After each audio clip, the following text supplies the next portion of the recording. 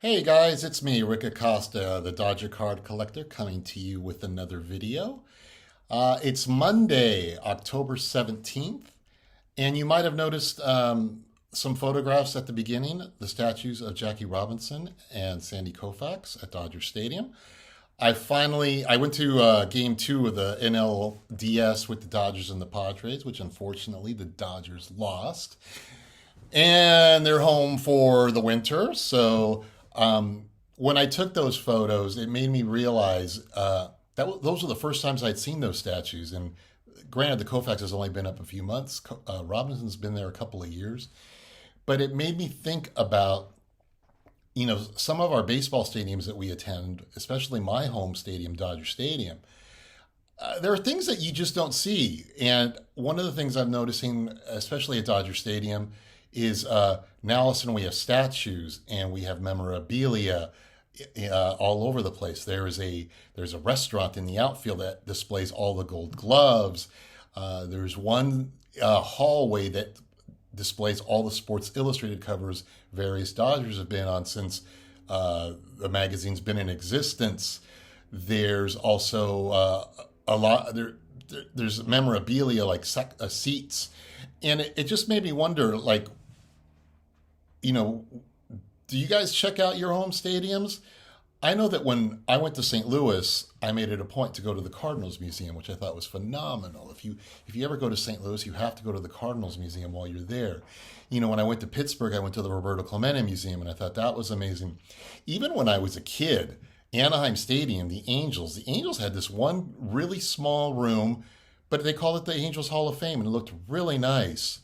So it makes me wonder, those of us out there, do we check out the stadiums that we go visit, whether they're our home stadiums or whether we're visiting?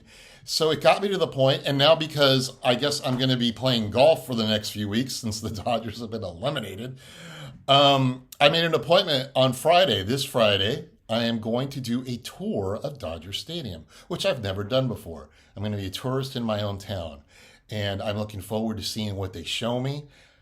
I hope I don't get emotional because I know they're going to take me to the Vin Scully press box, and that's gonna be hard. But I'm dying to go on this tour, and maybe it's something I need after the end of not a great postseason. So there's my little rant for today. But I'm going to show off some cards for you. I went to the Burbank card store over the weekend, and they have this one room that's purely vintage. They have a bunch of display cases, but they also have boxes for every year behind the counter. And I noticed this time when I went, I try to go once a month. This time when I went, they had a box that was called 1930s. And then they also had a box that was called Play Ball. So I asked for the Play Balls box first, and unfortunately there was only one card. So I said, all right, let me look at your 30s cards. Is there more than one card? And he took out a stack of about 50 cards. So I was like, oh, great, let's look. So I found a couple of cards. One of them I'm going to show off to you today. And that is going to be in my 1934 to 1936 Diamond Stars, National Chicle Diamond Stars. I finished the Dodger team set, which consists really of 6 cards. There might be some people out there that'll say 7, but I'm going to show you that. So let's take a look, and let me turn the camera around, guys. Okay, so let's take a look here. So the 1934 through 36 National Chicle Diamond Star set number R327. These cards were issued continuously from 1934 to 1936. It also created numerous variations for this reason. The variations are usually really minor. It's basically like copyright dates or either green or blueprint on the back of the cards, or even players who were traded or retired. For the purposes of this set, I just got one card. I'm not concerned with variations like print or color, nor did I bother to include one card as cards 97 through 108. They're copies of the cards issued earlier in the set. They're short printed.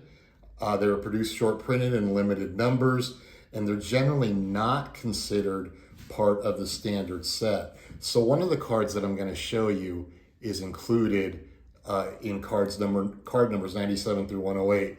I just chose not to buy it. It's just not worth buying a card that's exactly the same card, and all it is a different number.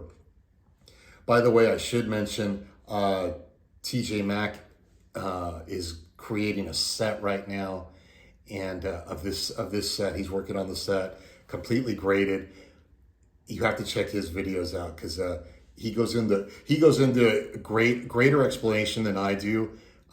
He explains wonderfully about backgrounds and colors, something that I don't do, but he's really good at that. So check out TJ Maxx Vintage on that for his set. So, all right, let's go ahead and start. And my first card is one Van Lingo Mungo. Arguably the best pitcher the Dodgers had in the 30s. He pitched for roughly 15 years, most of them with the Dodgers. He averaged 16 wins from 1932 to 1936. He led the National League in strikeouts also in 1936 with 238. And he made the All-Star teams in 1934, 1936, and also 1937. While his strikeout counts were impressive, he also led the league in walks several times, which tended to frustrate Dodger manager Casey Stengel at the time. He had arm injury during the 1937 season. He only won 13 games over the next 6 seasons.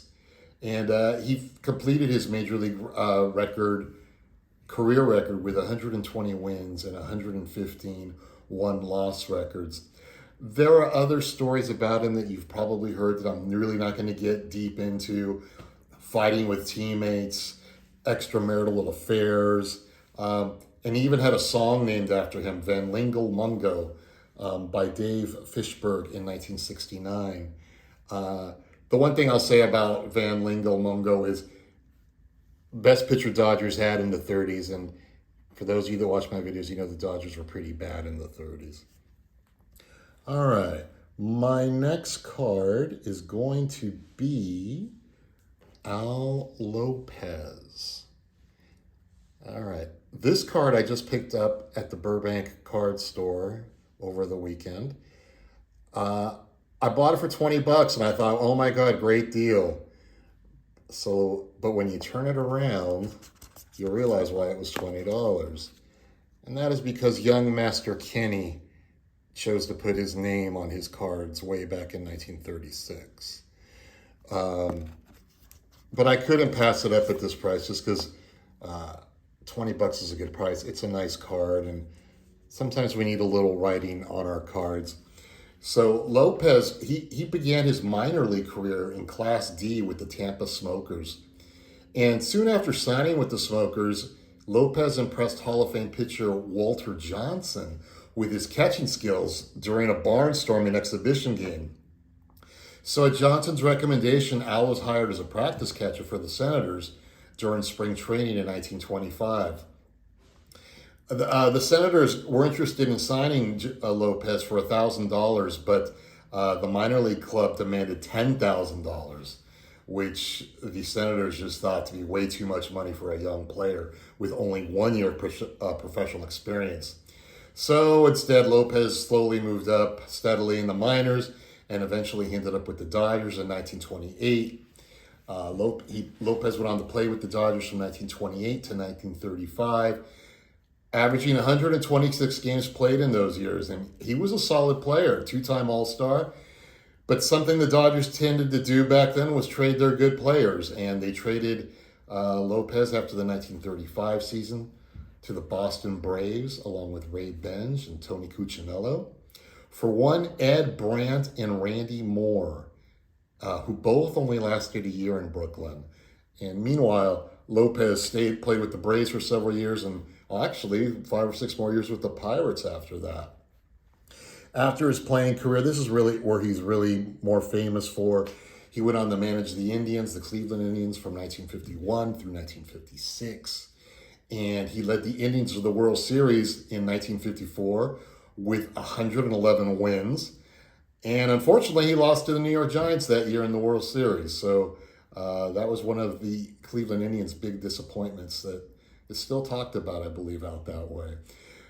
After the 56 season, he moved on to the White Sox, where he managed from 1957 through 1965, and then again in 1968 and part of 1969. In 59, he led the White Sox again to the World Series against the Dodgers, losing in 6 games. And he was voted onto the Hall of Fame committee, finally, by the Veterans Committee in 1977. So that's Al Lopez. Thanks, Kenny, for the card, by the way. All right, next up, a name I just mentioned a moment ago, and that's Tony Cuccinello. I'm not big on color, but I will say I do love the look of this Dodger jacket. I don't know if those were the colors back then. I think they might have improvised a little, the blue and the brown, but love the colors in the background. And Cuccinello, he had a 15-year career. He played 4 of them with the Dodgers from 1932 to 1935. His name kind of rings synonymous with Al Lopez, who we just discussed. He was part of the trade. He was traded from the Dodgers along with Al Lopez to Boston. He did finish his career with 1,700 hits. But after his career, he returned to the majors as a coach with the Reds, with the Indians, and with the White Sox from 1957 to 1966, and also part of 1969. He was a third base coach under Al Lopez. In 1954, actually, he was a coach during the World Series years of 1954 with the Indians and 1959 with the White Sox. And finally, after years of playing on bad teams and serving as a coach where he almost won, he was a coach with the Detroit Tigers in 1968. And as a coach with Mayo Smith, he finally earned his ring as a world champion in 1968. So that is the story of Tony Cuccinello. And I will admit that is my favorite card from the Dodger team set. All right. Next up, let me get my cards in order here. This is my one slab card. And that's going to be, I'm going to put it down here so we can see it better. Sam Leslie. Sam Leslie played in the majors from 1929 to 1938, primarily with the Giants. He was traded to the Dodgers in a trade that sent lefty O'Doul to the Giants. Leslie ended up spending 3 seasons with the Dodgers from 1933 to 1935. Again, I do like the color on here. I don't remember the Dodgers ever wearing brown sleeves. Good-looking card, though. Sam Leslie. And then next is one John Babbage. He pitched parts of 3 seasons with Brooklyn. He went 7-11 in 1934, 7-14 in 1935. He pitched 2 more games for the Dodgers before being sent back to the minors. We wouldn't hear from Babbage again in the majors until 1940, and that's when he won 14 games with the Philadelphia Athletics. He went on to pitch 1 more season with the Athletics before he left baseball. But that's John Babbage. This is a good-looking set, I will admit. I keep saying that, I think, but I'm really noticing it the more I look at these cards. And then next, the last card in the set, in the Dodger team set, is Joe Strip. He also played in the majors from 1928 to 1938. He was the Dodgers starting third baseman for 6 seasons. And then after the 1937 season, Strip was one of the players the Dodgers traded to the Cardinals for starting shortstop Leo DeRocher. And Leo would eventually go on to manage the Dodgers starting in 1939 for several years. So those are my 39, or I should say, my 1934 to 1936 Diamond Stars cards. Only 7 cards in the set. Technically, I'm going to go with 6. The Van Lingo Mungo also appears later in the set. Same exact card, except his number is number 102, In this set, he's 19, but it's the same card. And when you're working with these sets, I have sometimes exceptions to the rule. I don't buy variations. It just gets a little too crazy. I think the only sets that I buy variations from, and surprisingly enough, are the current Topps Heritage cards. The Topps Heritage team sets from like 2012 to this day always have variations, and for some reason I find myself buying those. I tend to stick away from those in vintage land. So that's my 1934 to 36 Diamond Star Dodger team set. Thanks so much for watching, and we'll talk to you guys next time.